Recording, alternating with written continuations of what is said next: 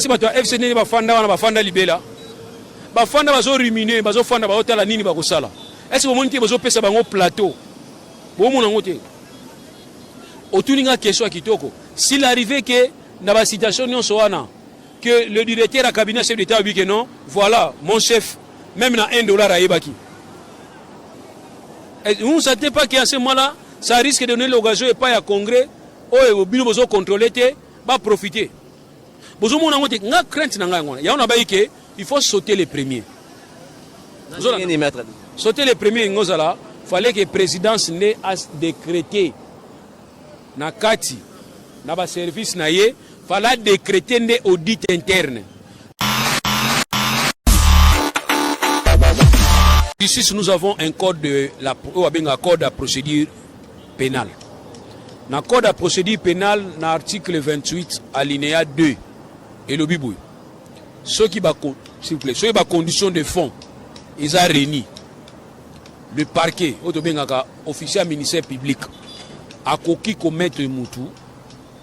Na arrêt provisoirement ba condition ezani infraction on a fait ça condamnable na 6 mois de prison et il faudrait aussi ezala autobengaka ba indice ya culpabilité ezala établi wana au regard article 28 ya code pénal ya mboka na biso et lobi ke parquet et koki kokanga mutu wana article 27.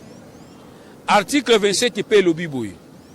Ceux qui moto azali à commettre infraction ou y a moins de 6 mois, plus de 7 jours, c'est-à-dire bako condamné mutu 7 jours ou bien qu'on les 7 jours, mais moins il y a 6 mois, na katikati entre 7 et 6 mois. Moto wana ceux qui identité na eza douteuse, ceux qui identité na eza douteuse, ceux qui identité douteuse et puis fuite na etozo banga ndako ezate akokima moto ande wana pe bako kangaye na mise aux arrêts provisoires parce que les législateurs oya salaki bibeko alingaki batu nyonso bazala libre mais atiaki kokanga mutu comme exception, c'est-à-dire l'arrestation est une exception, la liberté c'est un principe. Yango atiaki ba condition ko lobake bokoyi kokanga ka mutu na ba condition oyo ceux qui besoin de la mutu. Principe muso yali na droit ba bengi principe ya présomption d'innocence. Ezala bazoli ko la kisao maboko yo mutu sali. Ezala au commettre to benga ka fragrance. Ezala soit fragrance ou soit répété comme tel. Fragrance ou bien ezali voisin à fragrance, ta voisin quand ni balobaka wana yebake ozali kaka innocent. Tikino justice ekosangana. Justice ezaka parqueté. Mais parquet zali organe oyo elukaka ba infraction po emema batu liboso a juge po juge ayeba ko condamner moto. Maintenant ka ya Vital Kamerhe na yoki batu balobi ke fuite neza a craindre te. Na yoki batu balobi ke adresse na eza connu. Wana eza ba condition ya article 27 eza ba condition article 28 te. Or mise aux arrêts provisoires ezali condition nango base article 28 alinéa 2. Kuna balobini.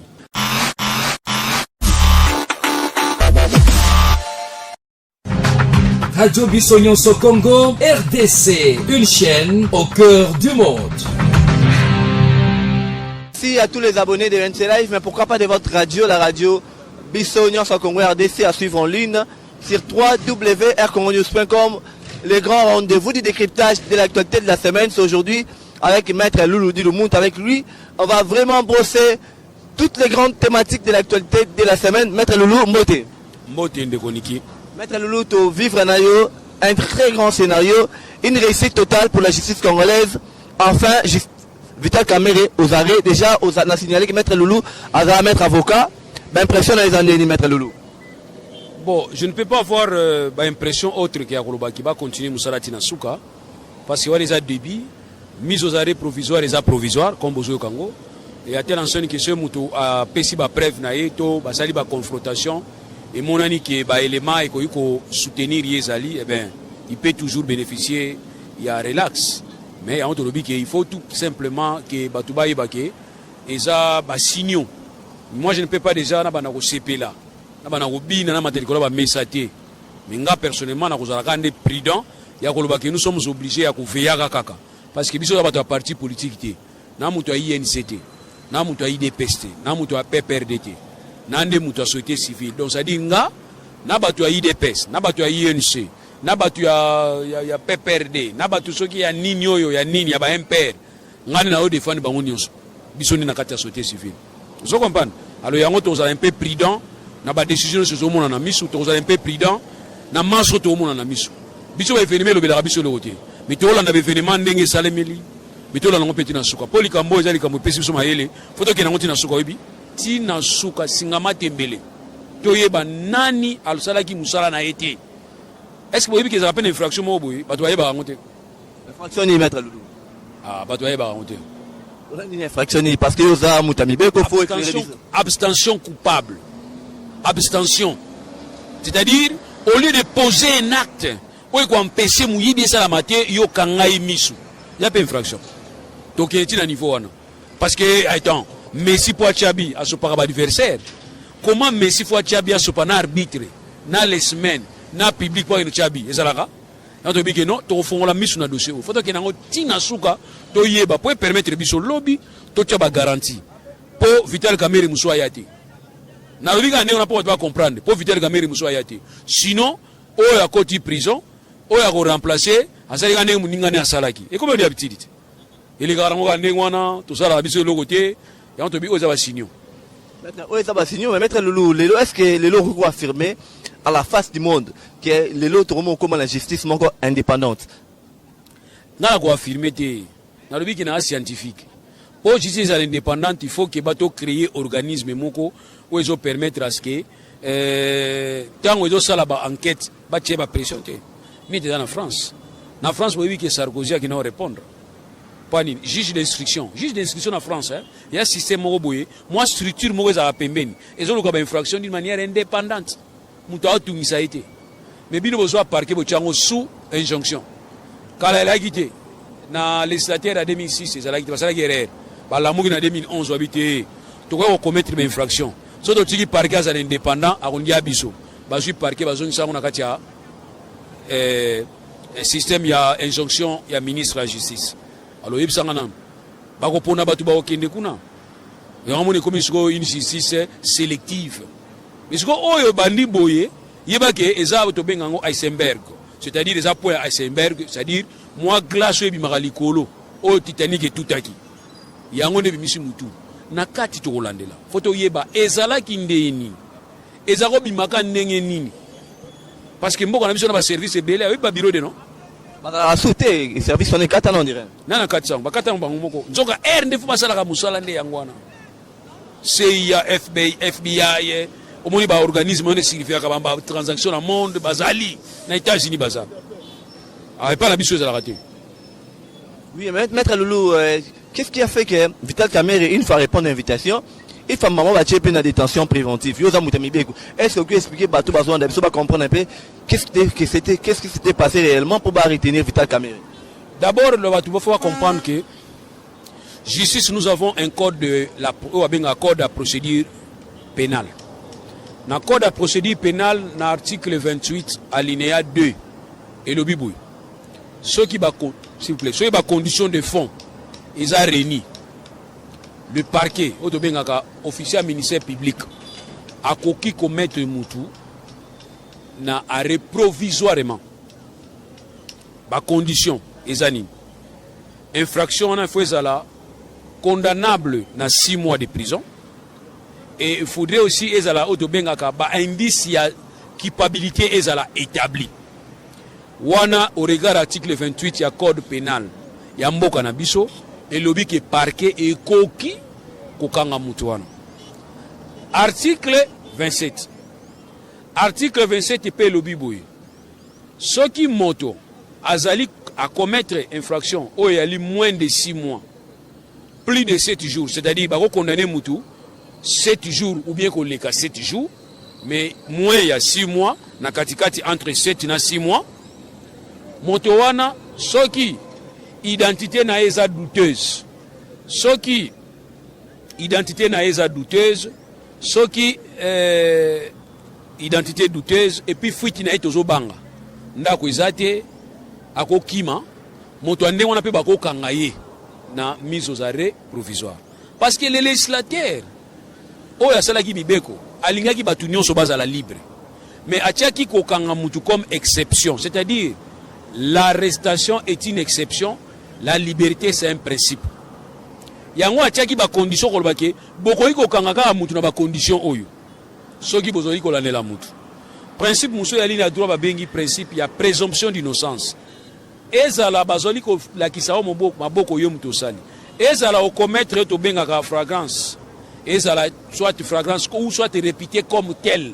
Fragrance ou bien ezali voisin à fragrance ta voisin quand ni balobaka wana yebake ozali kaka innocent tikino justice ekosangana justice ezaka parquet mais parquet ezali organe oyo elukaka ba infraction po emema batu liboso ya juge po juge ayeba ko condamner moto maintenant ka ya Vital Kamerhe na yoki batu balobi ke fuite neza a craindre te na yoki batu balobi ke adresse na eza connue.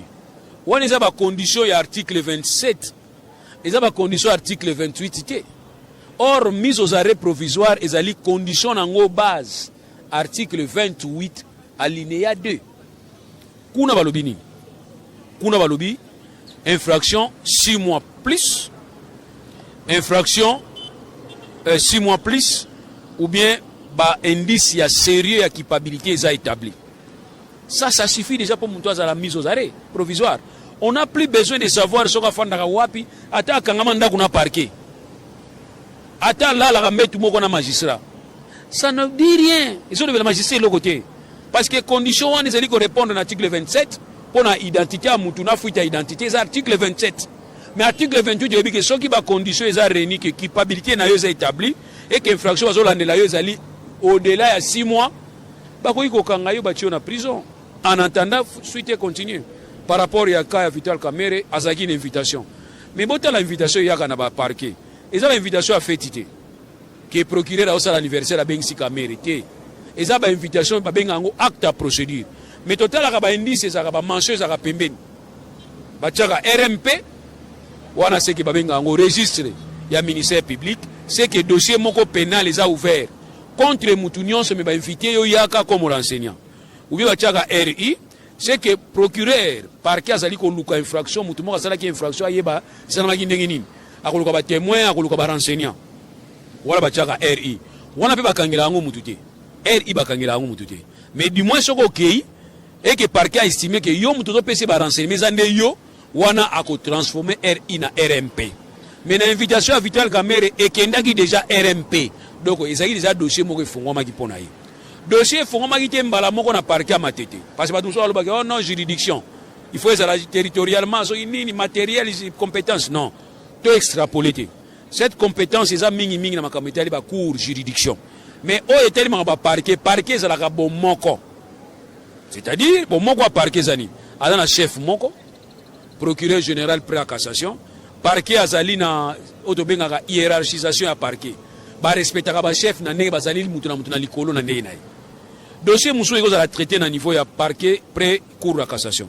ce qui procureur a estimé que dossier wana fait traitement na niveau ya aponi na parquet matete yo ba diko ndi botingao parce que biso dans ton salaire ba demande en communication tu demandes au senga pas ya procureur à likolo aboto a dossier za na se amachango epa na ye kala ezaki na bien automatique ezaki automatique au sengi demande la communication ba sengi ministre mani exemple to bien exemple dossier na weza na niveau à Kalamu ils na niveau à Kalamu au moins que na niveau à Kalamu TGI à Kalamu za sur na ngote ozo sepa na ngote PGI à Kalamu c'est dire parquet grande naissance à Kalamu o sepa na ngote au sengi dossier qui na communication na Gombe na parquet général près à cour d'appel na Gombe vous comprenez procureur général près à cour à Gombe a ko senga pa ya page nani procureur à Kalamu tindilanga dossier wana kala la bazui dossier ba yotikela ye mais oui les comment ça mandeni au moins m'a changer hein au komeli procureur na niveau à cour d'appel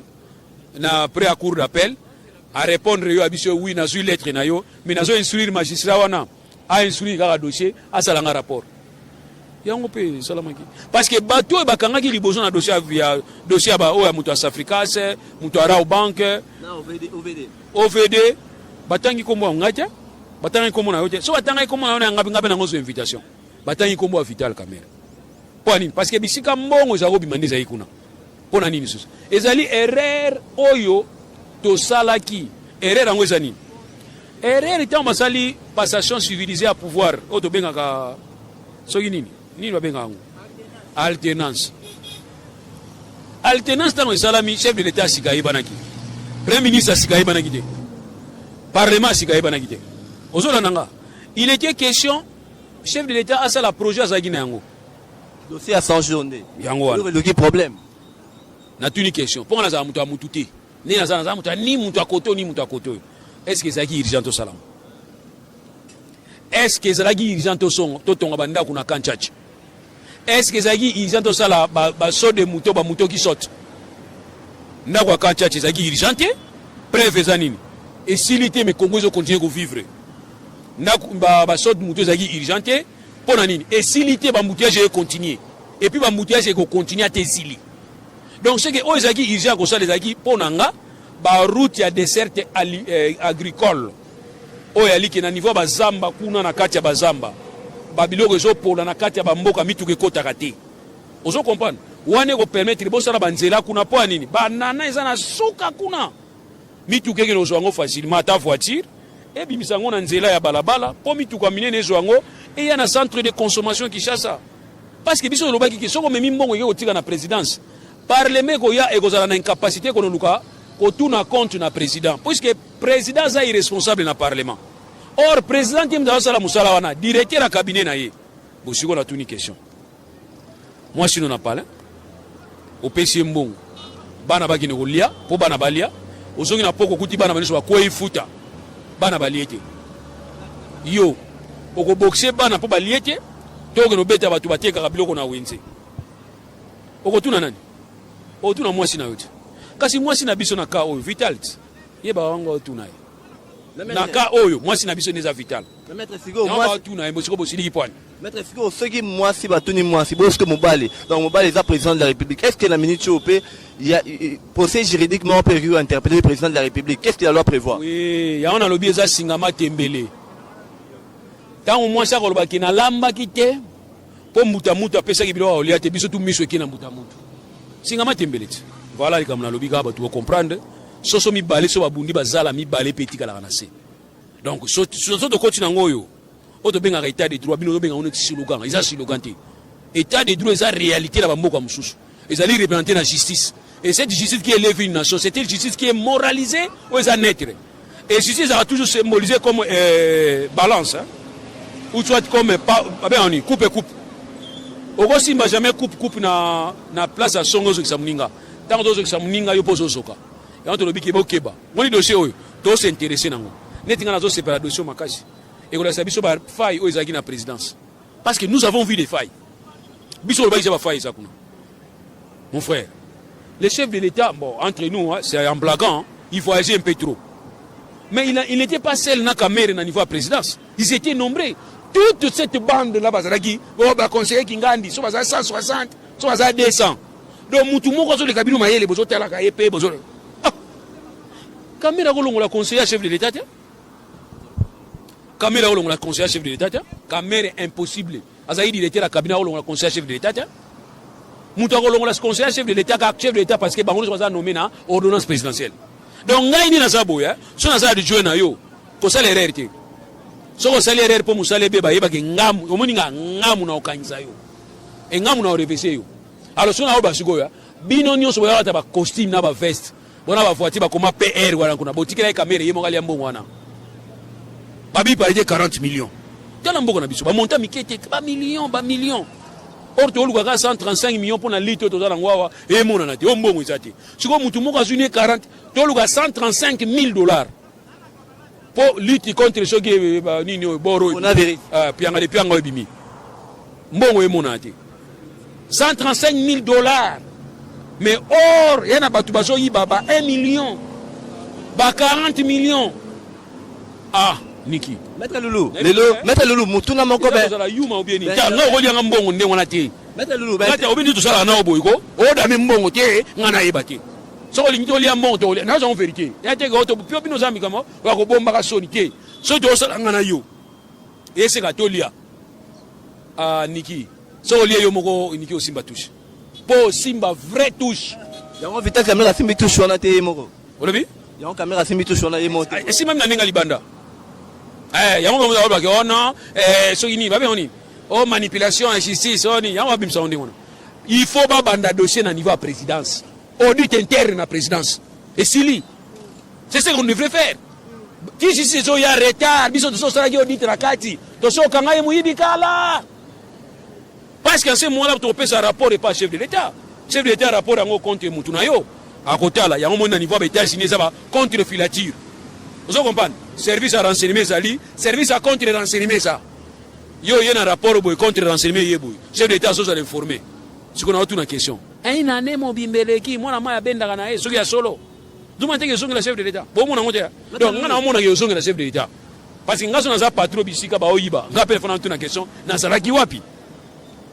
Qui kama kambo bo mona ngoza muke, mzama kambo ko salaki. Et ça la dernière des dégâts vague mo yo sala na mboka na biso. Mikolezo ya bogo yeba ngote. Maître Loulou, est-ce que Yoza Moutamibeko, infraction et incompétence au sommet de l'État, procédure dans les arrandéni, quelles sont les règles de Nango? Compétence au sommet de l'État. Mais ça, c'est pas une infraction, c'est une incapacité. Moutoza une incapacité, ça une incompétence, kokini musalati. Et c'est une infraction, tiens. Zomona. Bon point, yo mutumba, okumbara moto, ba proposer okumba avion qui mata. Au moins, il y a ce moment-là, yo m'oppose na berère. Ne dinga ça na kumbara avion te. So yo singa ko non, zo contact avion ngoyo, démarrer avion na mata. Non, boluka aviateur, boluka pilote. Donc ils ont une compétence, mais une compétence, ils ont une infraction, ils ont des Congolais doivent encourager. Et des micros biso musala photo tikango. Pour nani maître. Avocat, juge, magistrat photo ba ele misala. Pour ba komi ko so pisika na biso. Ba peintre, ba kwado, ba économiste, bana mususu, ba komi ko so musala na biso. Omona muntu azo loba na bango bazo so misala na biso. Je me suis lancé à discussion, il y a droit na mutu na tuni question boni ono ngaima na daka D6 ngabi papa nanga. Ngona ngasi na sa discussion na yaya. Otona cousin.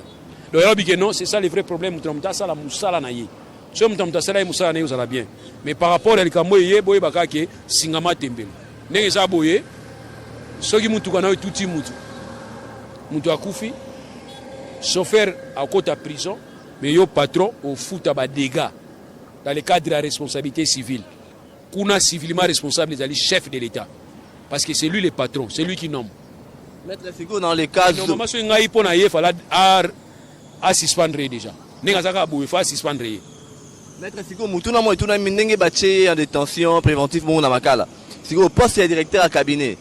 Et Rosala Nengeni, et Rosala assimé par un intérimaire à ton Nengeni. Il y a un empêchement définitivité, il y a un empêchement. Les Zolobani dans moment là. Mais tout un droit administratif, biso son bakchik, non? Ceux qui titulaire à Zatena, c'est ça l'intérim. Assistant ou bien titulaire, nani adjoint, c'est automatique. Mais biso de l'ingayine, normalement, chef d'État, fallait anticiper. Fallait suspendre. Pour permettre à ce que yé, asa suspendu, jusqu'à ce que le dossier soit aussi là. C'est comme ça se passe. Et les gars, dans la société, ceux qui mutu azali na ba défaillance, ton a malversation financière, pour suspendre. Yom tu auras pouvoir au suspendre ou suspendre. Suspension le cas 3 mois, au tien à disposition de la justice. Et pour justice ça la moussa nango et réunir ba éléments, ceux qui sont innocents pour réhabiliter, pour lever dans nos suspensions pour réhabiliter, ceux qui sont coupables pour lever suspension pour révoquer. Et ça la makande ngwana. Na ba mboka oyo batu ba olanda ba détail nyonso esalama ndenge wana vraiment en tout cas ndenge esalama ne biso to yebi ndenge esalama ou bien yo moka muto moni ko ça concerné au déposer démission na yo obi que non comme ba tangi nga mingi na ba dossier mingi fona ke no mitia na disposition ya justice na déposer démission nga et ngoza la kutuma kasi kitoko et le Vital Caméra salité. Bon, est-ce que verbe démissionner congolais ba ngona temps présent biso ba ngona na temps futur. Passé composé, passé simple, temps présent. Il y a verbe démissionner congolais conjugué ngote. biso kana conjugaison ya verbe démissionner ezalaka na futur. Je démissionnerai. Donc ça dit nako démissionnaka. Wana nanu na démissionné. Mais je démissionne suite à ça, ils ont raté. Or pour la regaillardi, fallait qu'attendre que batangi comme une invitation à liboso yembala moko à côté démissionner. Ko ba gena démissionner pour permettre na mitia na disposition à justice. Mais tant que mon comme on a dilatoire.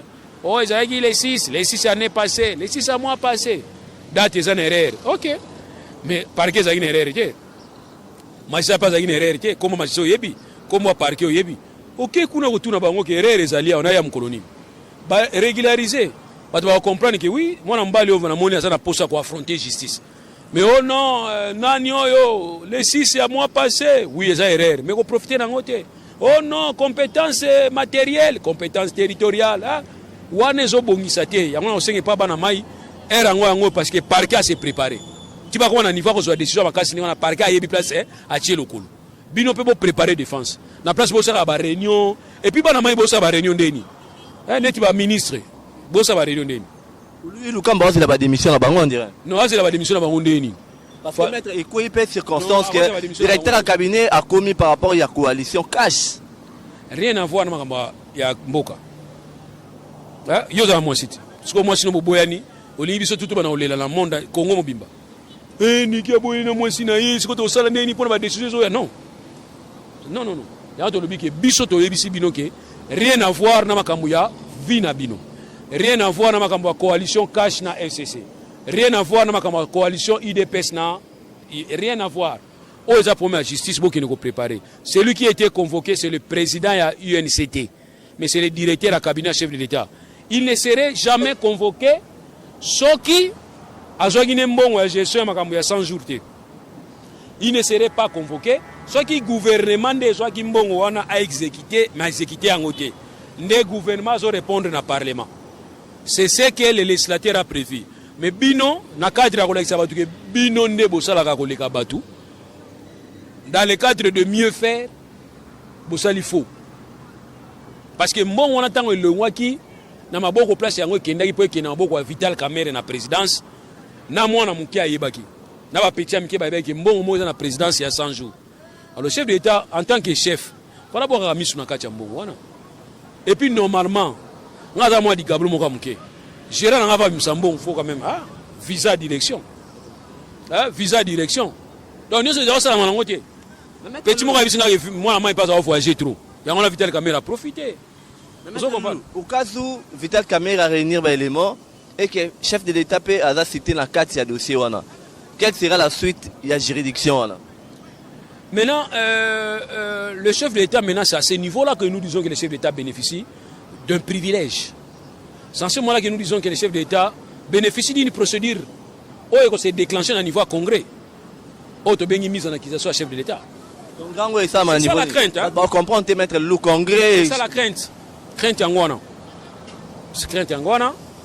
Quand nous avons dit que pour nani bato FCC bazo sepela makasi, bazu présidence ya Assemblée nationale, bazu présidence ya Sénat, bazu majorité kuna, bazo bina. Est-ce que le dossier est la mouche? Que oye ko créer vrai problème makasi koleka. Est-ce que vous voyez bien ngo? Bino kasi bato FCC ni bafanda wana bafanda libela. Bafanda bazo ruminer, bazo fanda ba hotela nini ba kosala. Est-ce que vous montrez bazo pesa bango plateau? Bo mona ngote. Otuninga question kitoko. S'il arrivait que dans la situation wana que le directeur du cabinet chef d'État dit que non, voilà, mon chef même dans $1 à yebaki.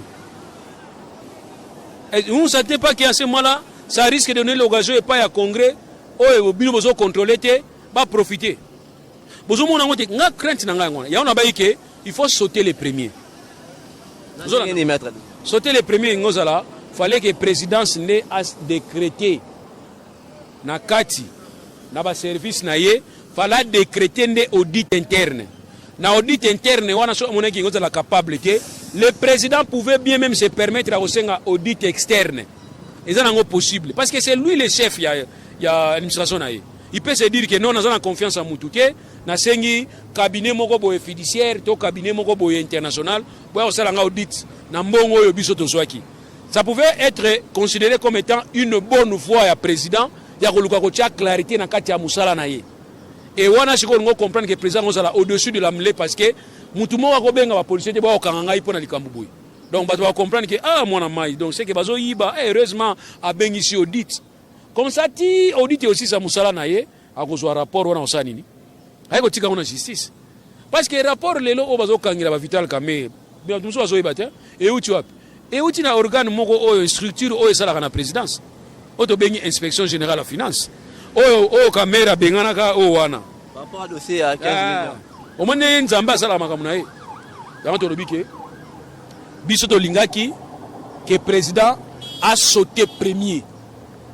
Moi biso to lingaki président a sauté premier en tant que chef à institution et puis en tant que patron à Vital Kamerhe. Pour sauter premier, justice yana ko attaquer Vital Kamerhe.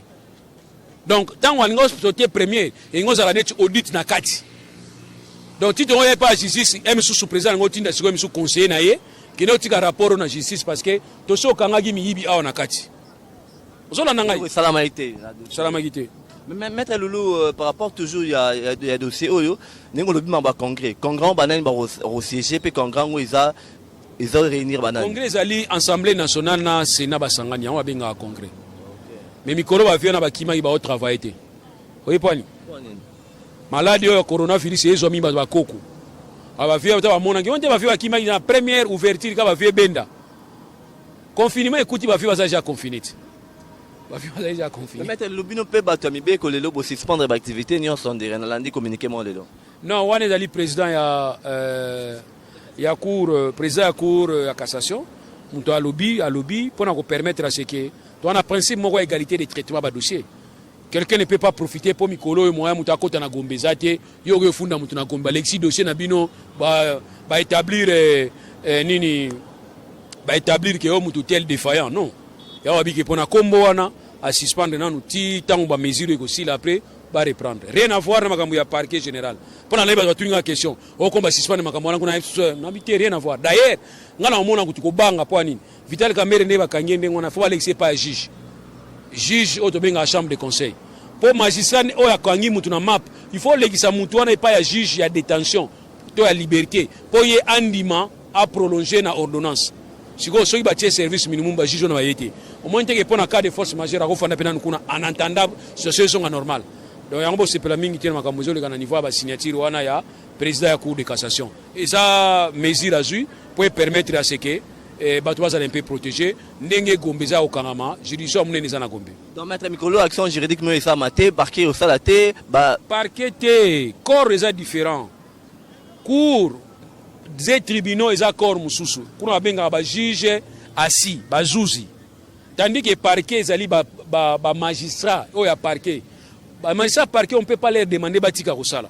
Parce que bango ba luka ba infraction. Si vous avez comme un état d'urgence, alors vous avez des délinquants qui ont infraction parquet kangate. Donc, eux, peut-être ils allaient à cours et tribunaux.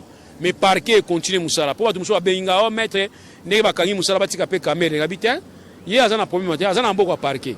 Ça peut être justice congolaise, la justice rwandaise, la justice congolaise. Oui, justement, maître le lobby tozalaki na 4e Rio, mais subitement à 16h-17h, général Kassonga sali atterrissage forcé. Tout ce qui n'a pas gaz, lacrymogène. N'habité, nous sommes des états de droit. Il y a une instruction, non comprendre général Kasso Mikolo, à soit qui dans terrain. Instruction, pas hiérarchie. Hiérarchie, non comprendre. Ça, Kabila, tout, ils ont pas comprendre concrètement. Bon, la police n'est pas en train de des ailes. Gouverneur, déjà, il y a un espèce des ailes où il y a un policier. Nous répétons toujours que l'autorité est civile. L'autorité civile, dans ce sens que les policiers et les militaires répondent, n'est-ce pas, et pas à chef ou à Azali civil. Ministre de l'Intérieur à civil. Ok? Ministre de la Défense à civil. Donc, général Kassongo dépend du gouverneur qui est civil. Donc, les athées qui vont comprendre, ça n'a bien. Les années loi, état de droit, mais pendant qu'on pense à tout ça, c'est normal, non? Le gaz, maître Loulou. Et c'était normal parce que les Alaki étaient militants. Qu'est-ce qui allait se passer là-bas? Bato aye nse ba ye ba beta mbunda nzoka bato aye IDPS bana ba problème la ngona parler ba mbe ba ya wana ba tia siège na bango après IDPS na INC ba bunda na parquet yo asi kuna dossier ka moka ya Kamerhe ba za ko sala lobby ba dossier ezaki ebele baza kosala te. Alors mpona koevite désordre wana yango ezalaki normal te ke bato ya INC baya kobeta mbunda epuis ezalaki normal te bato ya IDPS boya bozaka mpe mwasi na mobali te wana baproblème na bino oni biso tokota yango. Donc maître Lulu tozoloba mpe fin kasiri ya coalition cash par rapport à l'arrestation de Vital Kamerhe. Normalement so baza bato baza ba homme d'état bakokasi yango te parce que Vital Kamerhe aza indispensable na UNCT. Nelson Mandela na soki nani na Afrique du Sud ANC. ANC Nelson Mandela kufa. Est-ce que parti wana kufa? To éviter kozwa ba parti to kanisa ona bato. Sinon jour muto na kokufa parti pe kufi. Donc na niveau ya UNC kuna bato baza ba ko continuer parti politique. Or parti politique ezali défini comme étant ensemble à bato basangani baza na makanisi moko po ba diriger. Ozona nanga. Alors soki toza ebele to sangana poto za makanisi moko poto diriger. Soki mutu moko alongwa parti makanisi ko tikala ga yango et on continue. Donc to éviter makambo Mobutu akufi impère akufi.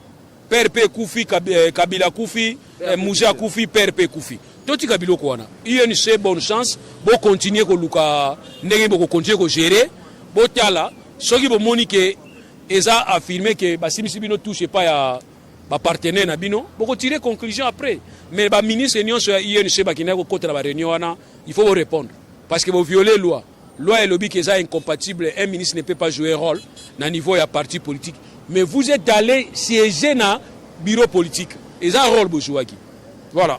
Merci beaucoup maître Lulu Potosi Sanayo. Un dernier message un éclairage par rapport à Batouning ba comprendre dossier Vital Kamerhe te soko lo ba bango nini. Nayesa bango nini.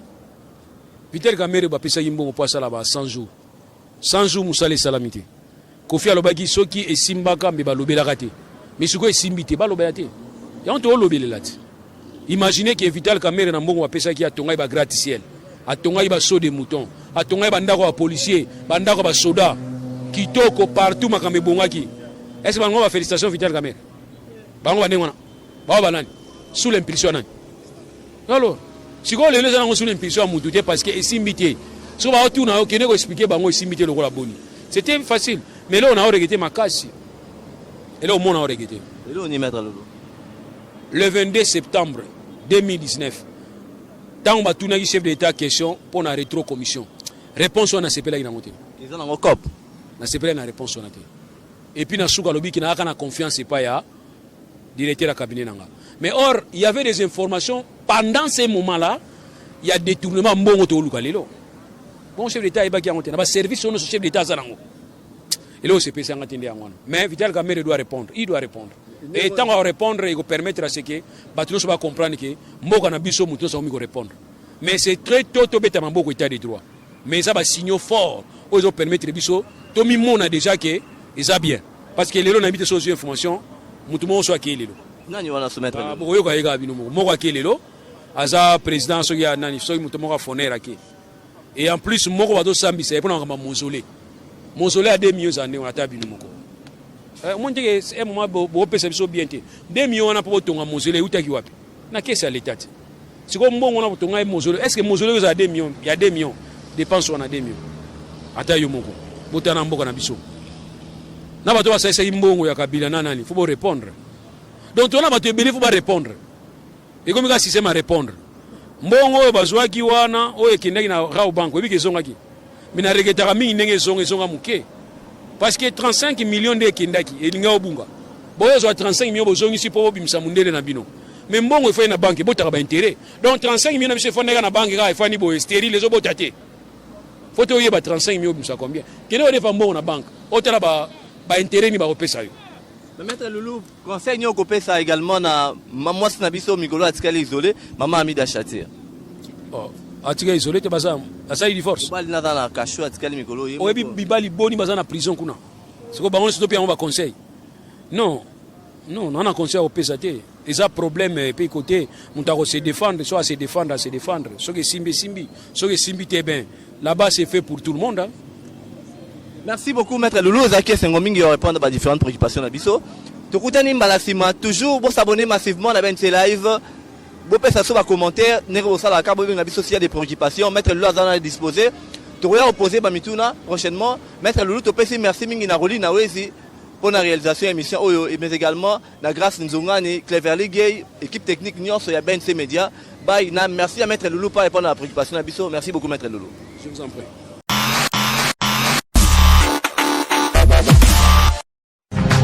Radio Bissognon Congo, RDC, une chaîne au cœur du monde.